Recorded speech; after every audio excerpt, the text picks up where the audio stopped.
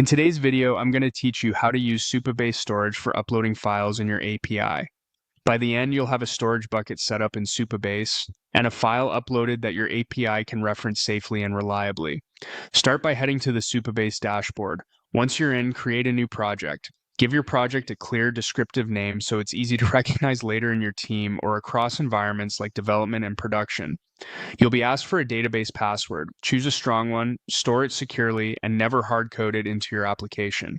Next, pick the region closest to your users or your backend servers to reduce latency and speed up uploads and downloads. When everything looks good, create the project and give Supabase a moment to provision resources. When your project is ready, look to the left sidebar and open Storage. This is where you'll create a bucket, which is like a top-level folder for your files. Click to create a new bucket and enter a bucket name. A short lowercase name with dashes works well and avoids awkward paths. You'll see an option to make the bucket public. Public buckets are great for assets that anyone can access, like images on a marketing site. For user-generated or sensitive content, keep it private and serve files via your backend or signed URLs. Choose what matches your use case. Before creating the bucket, set sensible upload limits.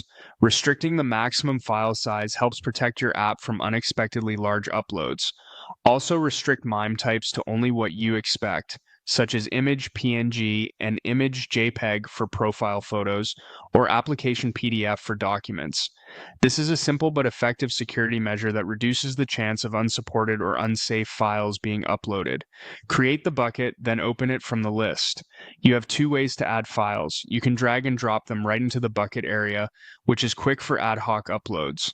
Or use the Upload File button at the top if you prefer selecting files from your system dialog. When prompted, confirm the upload. For predictable paths, consider using folder-like prefixes in your file names, such as users1avatar.png, to keep things organized and avoid name collisions. After the upload completes, your file appears in the list. From here, it's ready to be referenced by your API. If the bucket is public, you can use the object's public URL. If it's private, generate access through your backend or with signed URLs using the Supabase SDK. That's it. Your Supabase storage bucket is configured, restricted to the right file sizes and types, and populated with files your API can serve.